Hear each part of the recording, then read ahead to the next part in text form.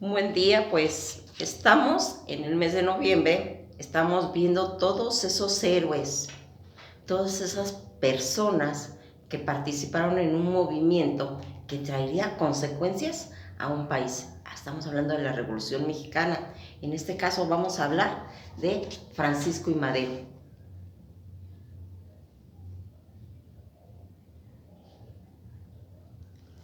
Francisco I. Madero va a nacer en una hacienda cerca de Parras, Coahuila. Y eso va a ser en el año de 1873. Va a recibir una educación principal en Francia porque ellos eran gente de dinero, era gente que tenía los recursos para que sus hijos pudieran desplazarse a esos lugares, y eso va a ocurrir en 1905. En las elecciones de su estado natal se va a declarar abiertamente contra la política del presidente Porfirio Díaz. Él no estaba de acuerdo con todo ese movimiento que se estaba suscitando ya en México con el poder en el que estaba Porfirio Díaz. 3 años después va a publicar su libro La sucesión presidencial en 1910, pero aquí hay que aclarar algo. Esto de la sucesión presidencial lo habló primero Porfirio Díaz, aunque lo va a llevar a cabo Francisco I. Madero, y cuando hace este libro de la sucesión presidencial en 1910, en la que combatía la reelección, porque Porfirio Díaz se había estado reeligiendo constantemente, y pues aquí va a ir haciendo que todas estas declaraciones del candidato presidencial para todas esas elecciones de 1910. Después de algunos discursos que pronunció con tal carácter, fue encarcelado Madero. Va a escapar de la prisión y se va a refugiar en los Estados Unidos. De ahí invita al pueblo a una revolución y lanza el Plan de San Luis. Fíjense que cuando hablamos de los planes, porque ya hablamos que el de Ayala, que el de Agua Prieta, todos esos planes son esa proyección que se le va a dar a un movimiento. Y en este caso, él hace el lanzamiento del Plan de San Luis.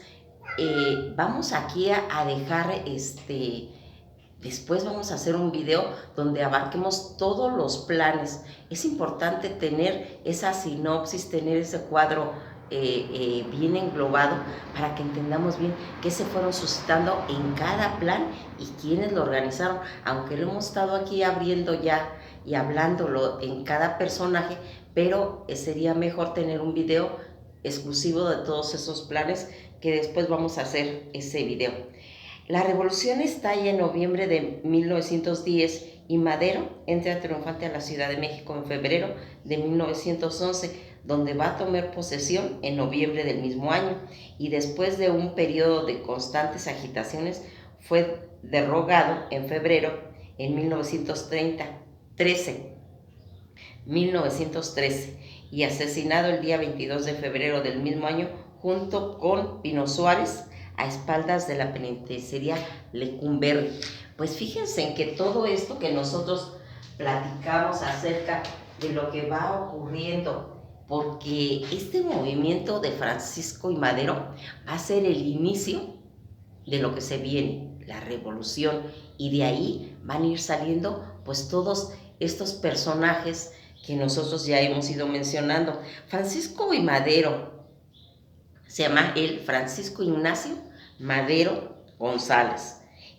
Y ya les comenté que nace en Parras de la Fuente, Coahuila, el día 30 de octubre de 1873, y va a morir en la Ciudad de México el día 22 de febrero de 1913. Conocido Francisco Ignacio Madero, fue un empresario, escritor, filántropo, político mexicano que se desempeñó como presidente desde el día 6 de noviembre al 19 de febrero de 1913. Todas estas situaciones que le van a ir ocurriendo y que va a morir él atrás de la penitenciaría Lecumberri, que también está en la Ciudad de México, con su vicepresidente José María Pino Suárez, y que después de él va a quedar el predecesor Francisco León de la Barra. Todo ese gabinete que tenía él va a porque aquí ya los periodos van a ser muy cortitos. El predecesor va a ser Francisco León de Barra y luego el sucesor va a ser Pedro Lascurain Paredes, que van a hacer allí movimientos. El nombre de nacimiento de Francisco Ignacio Madero González no es Indalecio. Hay gente que lo conoce como Francisco Indalecio. No, es Ignacio, ¿sí? Y como se difundió pues erróneamente, en varios años se le conocía con ese nombre, y pues va a morir él en 1913 a la edad de 39 años. Si se dan cuenta, pues fue un hombre pues muy joven, y a causa de su muerte de una herida de arma de fuego, y lo sepultaron en el Monumento a la Revolución. Él de nacionalidad mexicana y católico, pero también él tenía una afición al espiritismo. Eso sería bueno también hacer un video acerca de esa tendencia del espiritismo que profesó Francisco Ignacio y Madero, para que quede bien clara esa situación. Lo que pasa es que era una tendencia de la época, ¿sí? Acuérdense que él va a ser él va a ser educado en Francia, y de ahí está, pues, grandes pensadores rusos como la tendencia que tenía Elena Blavatsky, que hablaba del espiritismo. En esa época era un tema común, era un tema que se manejaba, y que después vamos a platicar bien para que pues esté claro ese punto. La ocupación que él tenía, él era un empresario, aunque tenía un rango de general. Los conflictos de la revolución lo van a llevar a todo eso. Fue uno de los más prominentes ideólogos y líderes de la Revolución Mexicana, logrando derrocar con éxito toda la dictadura de Porfirio Díaz y unificarla temporalmente.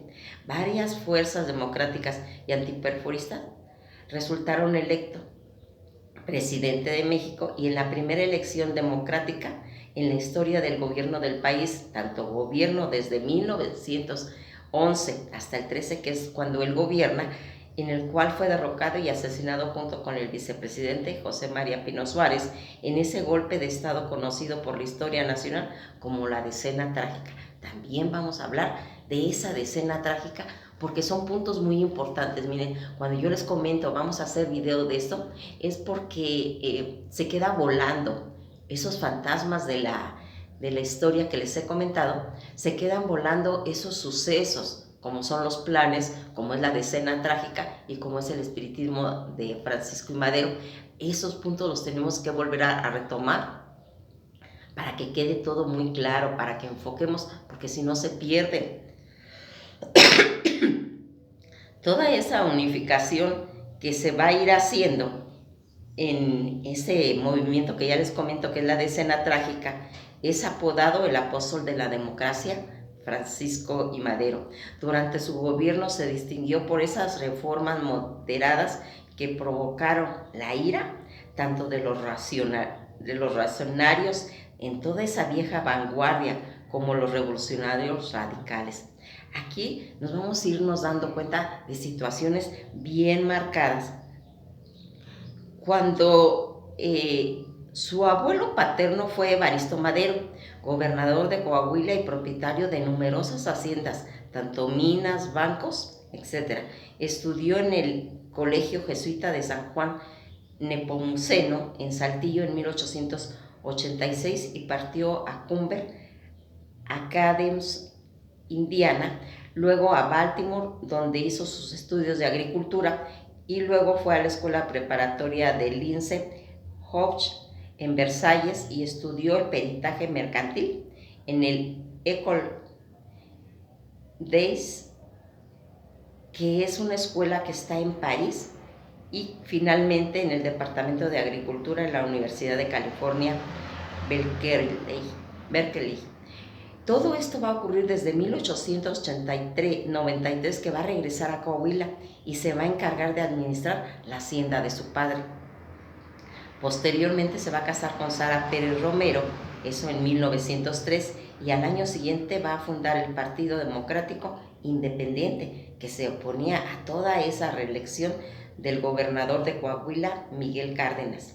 En 1905 tuvo contacto con esa junta organizadora del Partido Liberal Mexicano, a la cual apoyó económicamente para toda la reanudación de las ediciones y periódicos de esa el periódico Regeneración, que fíjense que les vamos a contar algo, eso vamos a verlo también. Este periódico de Regeneración, que era de los hermanos Magón, ya hicimos videos de ellos, hay que subirlos para que estén más actuales, y que actualmente con el movimiento de Morena acaba de salir un periódico llamado también Regeneración. Sin embargo, todo el retiro de su apoyo al Partido Liberal Mexicano, debido a todas esas diferencias ideológicas de Ricardo Flores Magón, como les comento, que esto va a ocurrir en 1808, publicado en su polémico libro La sucesión presidencial, que fue en 1910, y que impulsó las principales cuestiones políticas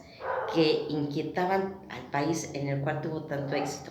Ya en 1909 fundó el Partido Nacional Antirreeleccionista, opuesto a Porfirio Díaz, y ocupó la presidencia de la nación desde que Porfirio Díaz había ocupado la presidencia desde 1877, con un paréntesis de 4 años, 1880-1884, en el que el presidente fue Manuel del Refugio González Flores, elegido candidato a la presidencia por dicho partido, y tras alcanzar un alto nivel de popularidad en las elecciones de 1910, Madero fue encarcelado por órdenes del gobierno en San Luis Potosí, bajo los cargos de conato de rebeldía y ultraje a la autoridad. Todo esto va a ser un 20 de noviembre de 1910, decidió iniciar la Revolución Mexicana en Piedras Negras, Coahuila, pero debido a la poca fuerza que logró reunir,